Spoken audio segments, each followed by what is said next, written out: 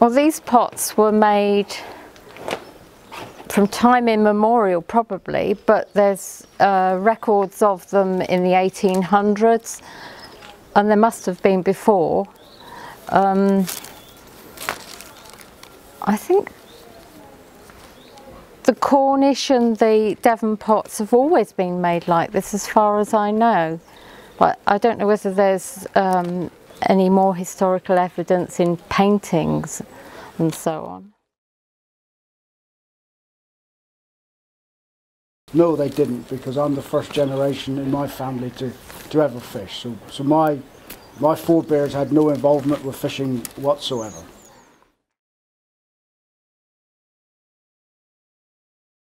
I came to Hope Cove with a friend of mine who had a small dinghy in the harbour, which we messed around in, and that gradually evolved into putting a few little pots at sea.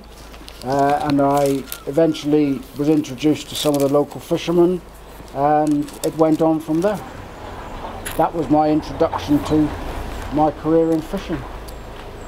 Purely accidental, you might say, really. Had I not been friends with that particular individual who had a boat in Hope Cove, a small dinghy which we, as I say, came around and messed around in, I might never have actually arrived in Hope Cove at all. So, you know, that's the way life works, isn't it? I met Eric, who taught you your fishing, in about 1990 or so, and I used to talk to him about how pots were once made. There were still one or two examples of these lying about, but people weren't using them at that time.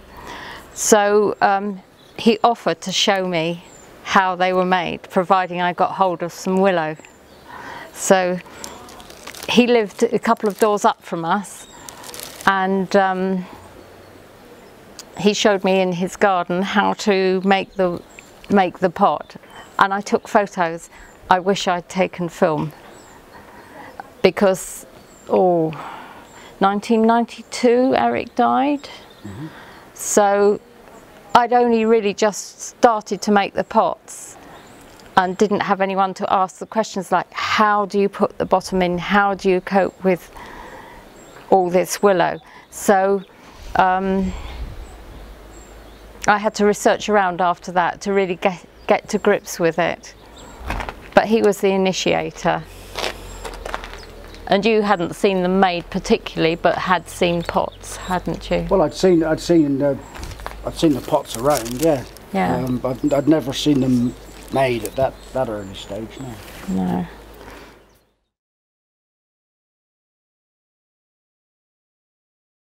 Yes, I am, and I've been that for some considerable time now.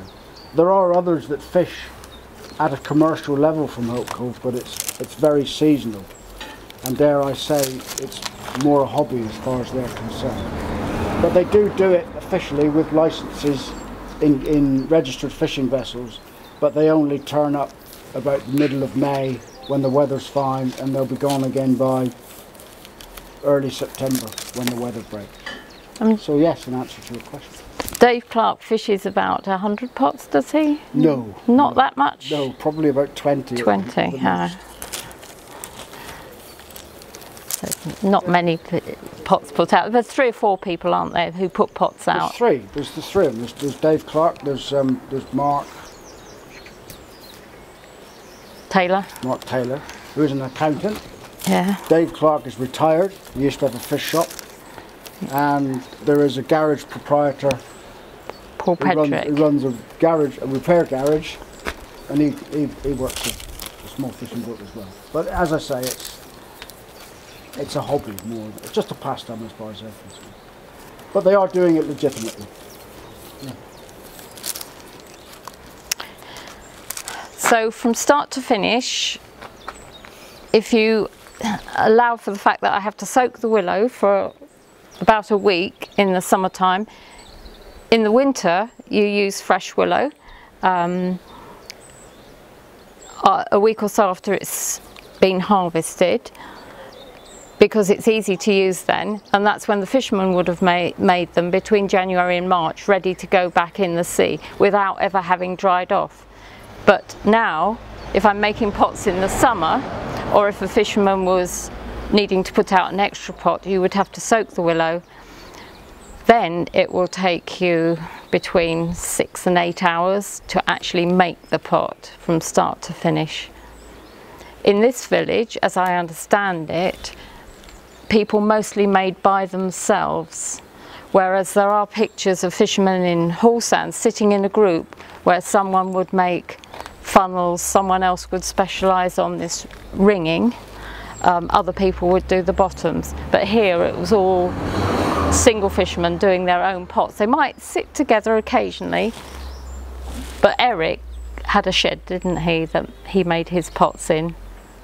Jack sometimes made pots down here. I think it would depend on whether you were working as an individual fisherman by yourself or you were teamed up with another or others. If you were 2 or 3 fishers fishing from the same boat, you would probably have devolved the system whereby those that were competent at doing particular elements of constructing the pot would have got on with that part of it, and others would have done other parts of it. Or indeed, if you were all equally competent at doing the whole thing, you might have sat down and done one from start to finish. So it would be totally variable. It's horses for courses. It's like anything. If you're a one-man band, then you're obviously got to make your pot from start to finish yourself. If there's 2 of you, all right, you do the funnels well and you do the ringing well, but I do the bottoms better. That's the way we'll work it, and that's the way it works. I mean, Eric said to me he made them in the bedroom sometime, much to his wife's disgust, in the winter if the weather was bad. I don't know how true that was, but that's what he said.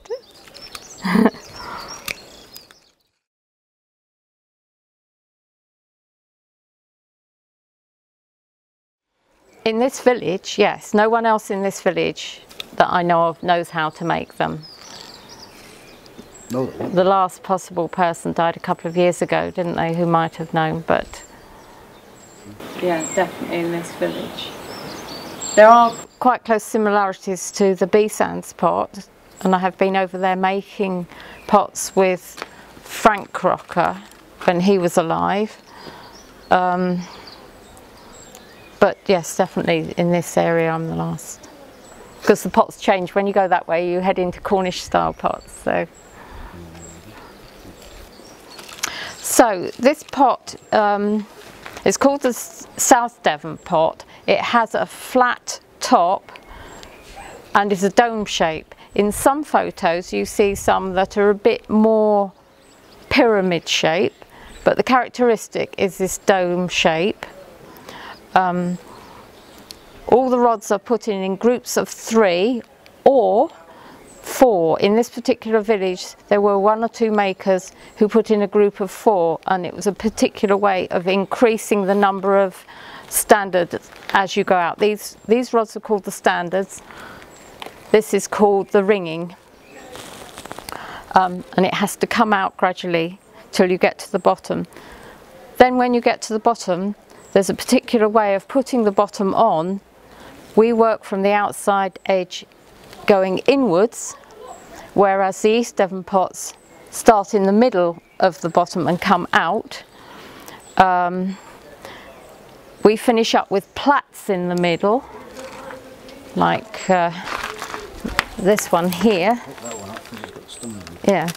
The plaits are all woven in and out. There's nothing cut off and wasted, whereas the Cornish pots, all this extra they cut off and stick a rod through to strengthen it, which you like that method, don't you? You think that would be far more effective, very efficient and strong.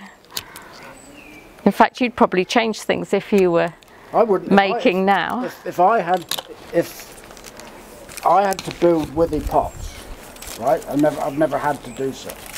And what I've learnt from going around with Sue down to Cornwall and other places, observing how others make their withy pots, I would have abandoned this method a long time ago, because this element, the funnel element, is fairly standard wherever everywhere. They're made. Yeah. The ringing is fairly standard. But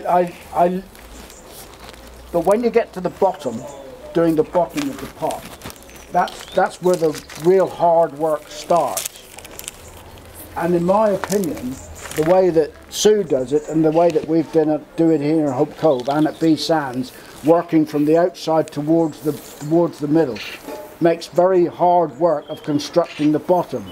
I went down several years ago down to Porthleven and watched George Chambers construct a traditional Cornish pot, and I was very, very impressed by the way that they completed the bottom.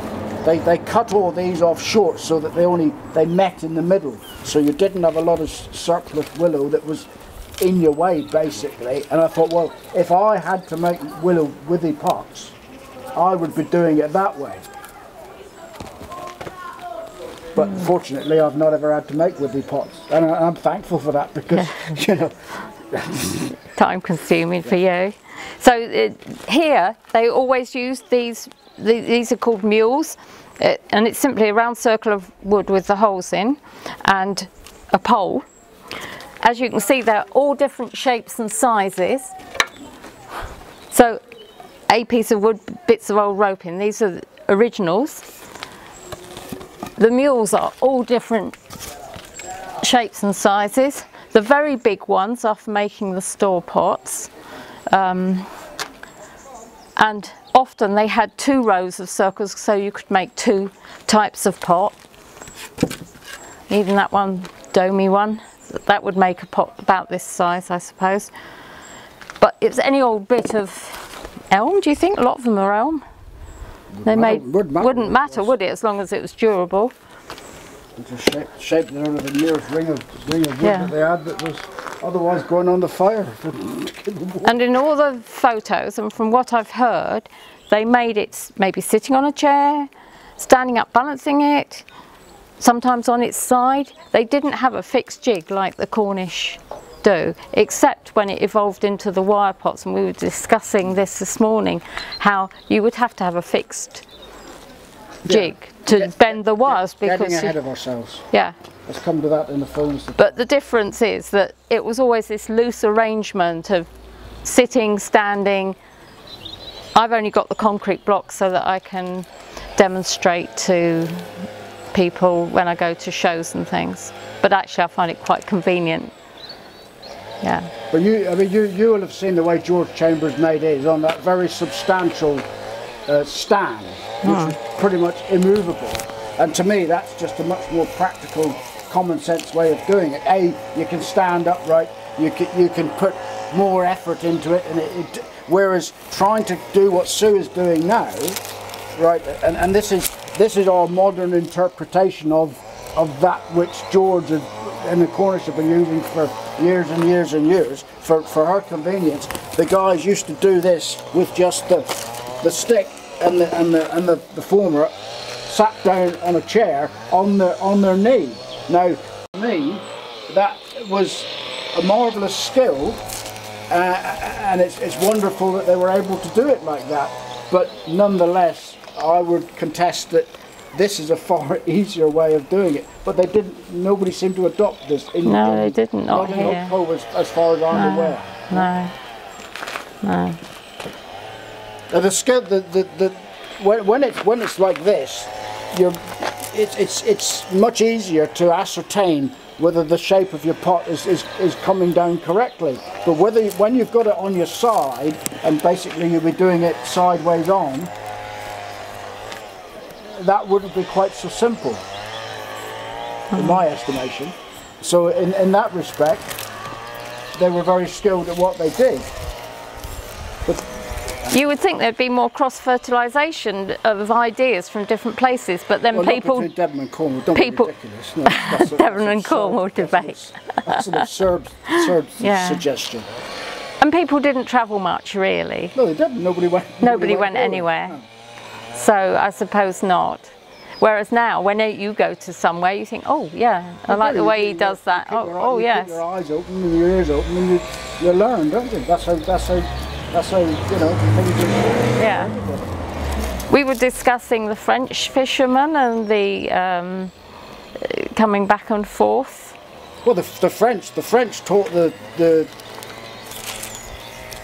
English and the Scots and the Cornish how to catch crab and lobster in their own waters, basically. they were over here in just after the Second World War, in the late 40s and early 50s, with boats which amounted to ships as compared to what we were using, and they went all the way around Ireland, the west coast of Scotland. They used to come and fish where we fish now in 50, 60 foot boats, where we were just going mile and a half off the shore. And they used to come in here when the wind was in the east and anchor up overnight, and you know, we learned a huge amount from them. They discovered grounds on our doorstep, right, which we didn't know existed. So, as much as I hate to say it, you know, we've got a lot to thank the French for, yeah. Yeah.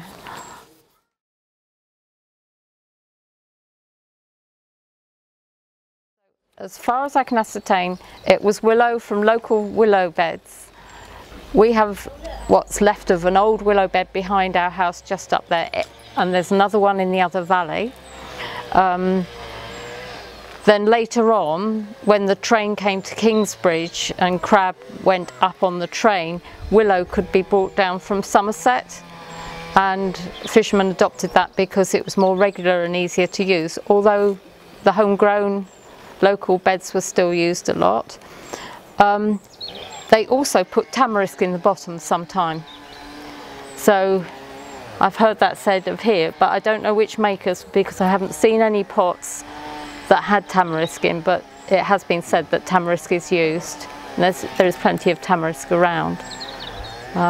But yeah, it's always willow. And if it was big stuff, they'd split it, and you'd have a split rod or a portion of them split rods, and that would give added strength.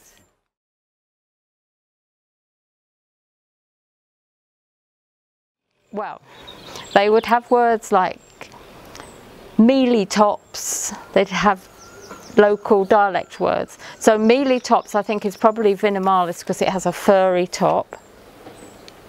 There would be willow cross breeds, so there's yellow ones, which actually I like.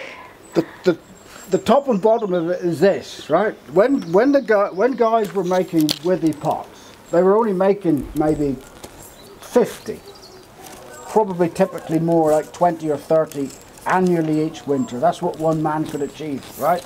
And he would source his willow from the most convenient local source. Cheapest, easiest. Some of it would be suitable for making pots, some of it would not be.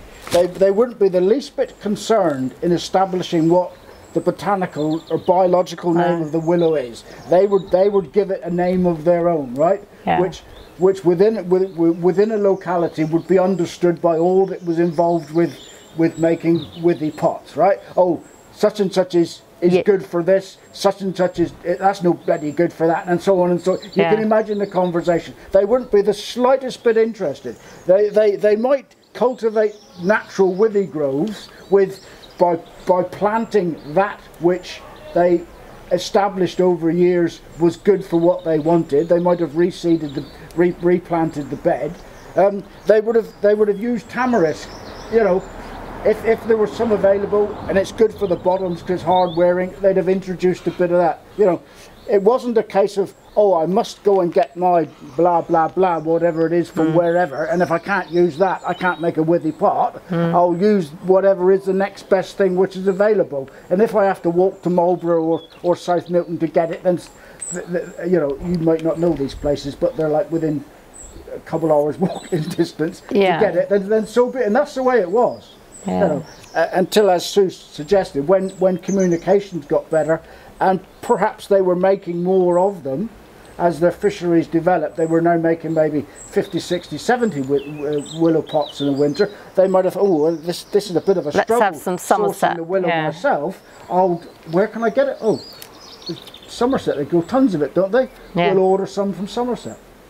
And that would probably be black mole, which is Salix triandra. But they might have had other favourites, I don't know. Well, they would have. Their favourites would have been simply those varieties, and they weren't the least bit interested in what they were called. it didn't come into the conversation. Oh, they work, they don't.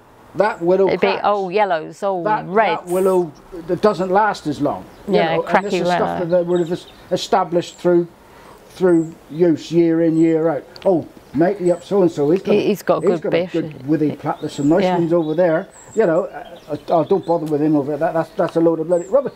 That's how it works.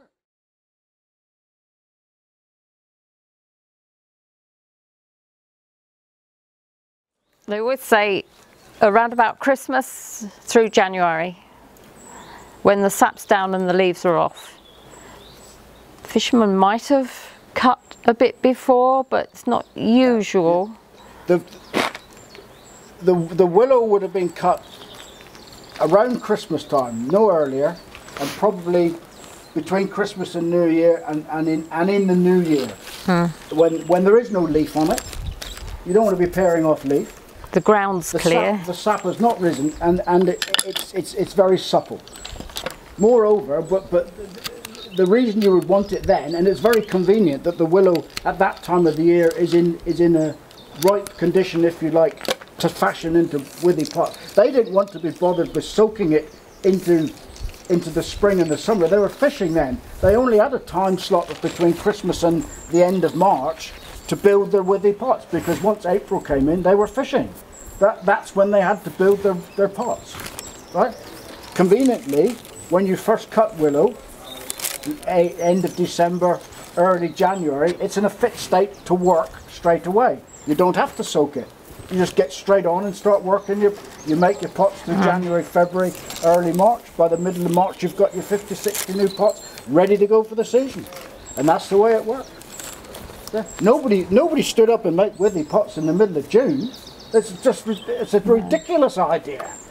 You'd take hazel sticks, wouldn't you? Hazel mending sticks. You would have to take mending sticks, because these standards, the crabs would break these readily. So you'd go to sea with lengths of mending sticks, which could be anything. Hazel would have been the obvious thing, which was sharpened at both ends, and you would jam them down.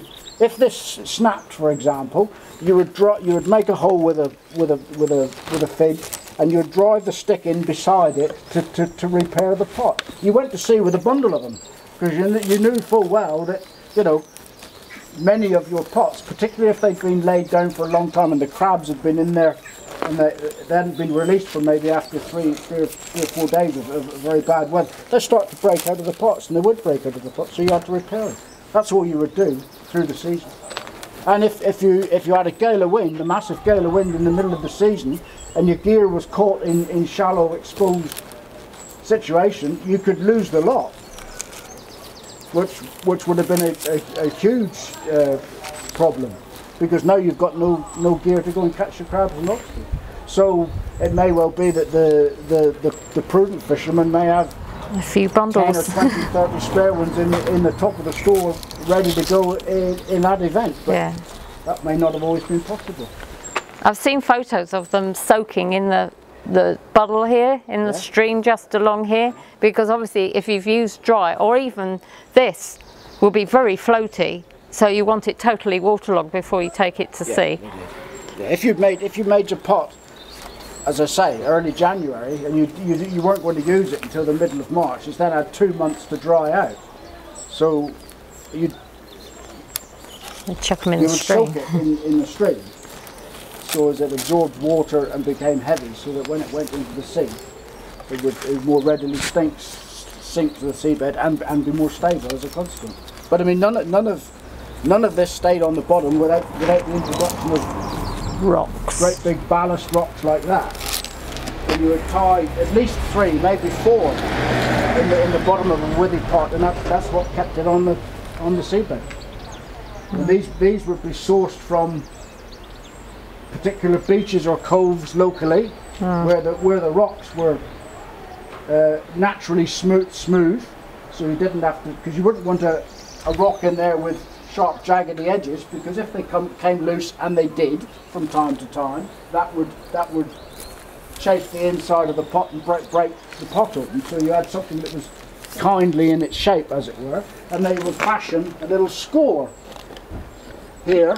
There's a groove on them, to put a lashing around, so as the lashing didn't slide off the stone. And that's how they ballasted the pot. Yeah.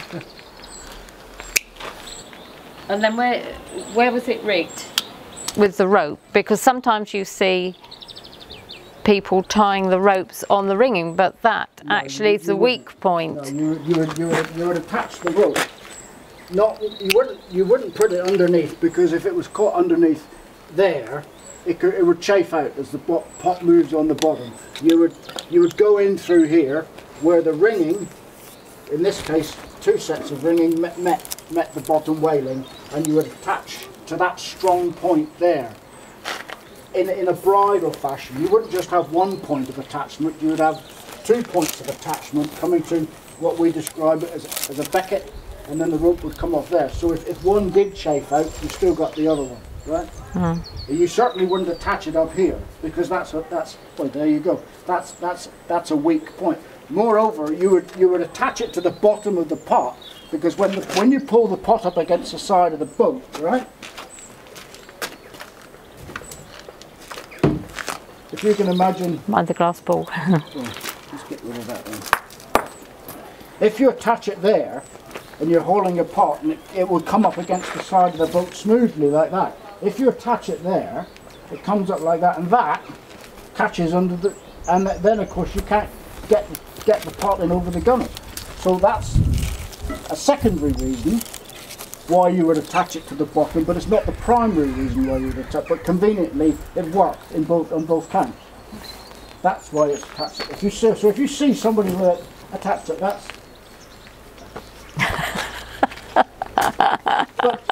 Different people have different opinions. The point is, if you fish and you've lifted a single pot off the seabed, you've hand-hauled it through 10, 20, 25 fathoms, right? When it comes up to the side of the boat, the last thing you want is an even bigger problem of getting it over the gunwale. So it would only take you, you know, hauling one pot which was attached the wrong way round to establish that, hang on a minute, maybe if I attach the bicket further down, make my life easier.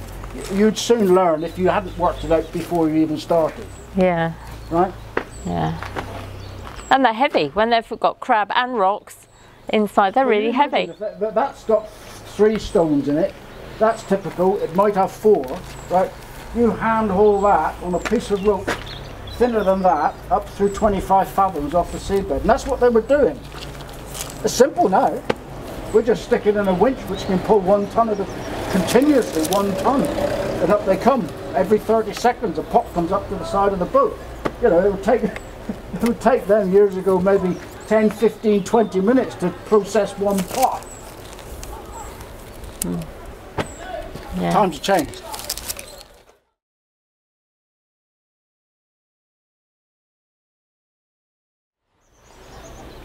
Many would, not all. It's certainly the case that fishing from a small cove like here in Hope Cove, the winter weather would restrict any fishing activity, or certainly severely impact upon your ability to fish viably. So you could argue that it was very much a seasonal occupation. So there were those that would find other employment and have other occupations during the winter months. If you are particularly successful at what you did during the fishing season, you might not have to do that.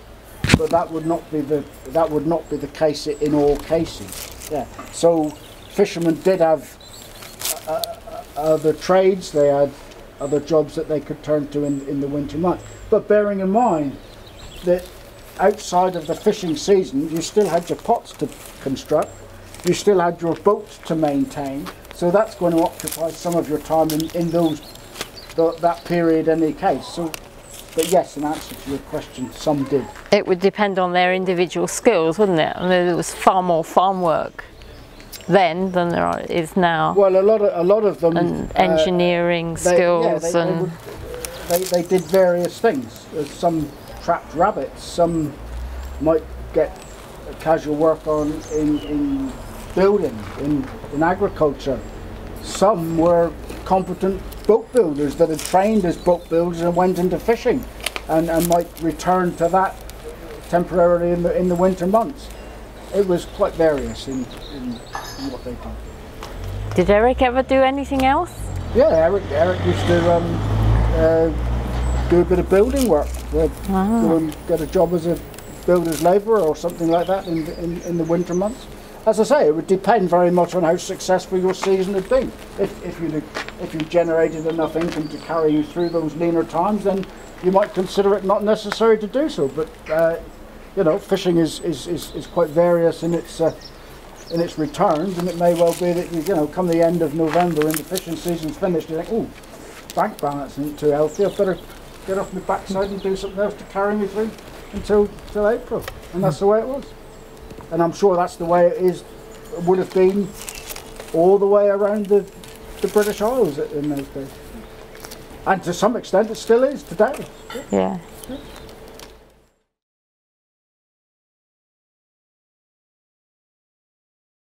Well, everything is weather dependent. Your whole week is weather dependent.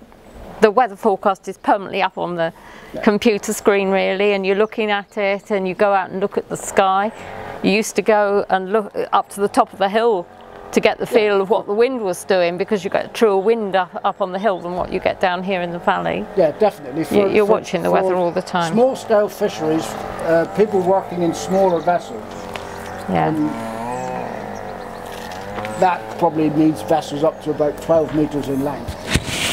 You are very much dictated by the weather. So the weather is the primary thing. Yeah, it determines exactly, as Sue says, how your week works out and how your week would be successful or otherwise. Tides, yes, they come into it hugely. I mean, if for example you're working from a place like Hope Cove, which is a tidal cove, and many small fishing locations are tidal, obviously when the tide's out and your boat's in the harbour, you can't go fishing. No. So you've either got to put your boat in a position where it floats sooner, right? Or you adjust your working day so that you can vacate the harbour when the tide's in. Yeah. What was the other part of the question? Seasons. Well, seasons and weather go hand in hand, don't they? Yeah. But then the best fishing time in terms of the quality of the crab is good in the autumn, but that can be when the gales come. Indeed. So Indeed. Then you're hoping you can get out, you've got a lot of gear out, you're hoping to catch lots of crab, but then the weather turns against you for a week at a time, so that can be really difficult. Yeah, that's when the weather impacts most on your economic viability, is if the bad weather coincides with the time when you know that your target species is available, when you should be catching it, and you might have 10 days of weather when you can't prosecute that fishery, and that has a huge impact on your earnings. Yeah. So yes, absolutely, on all counts.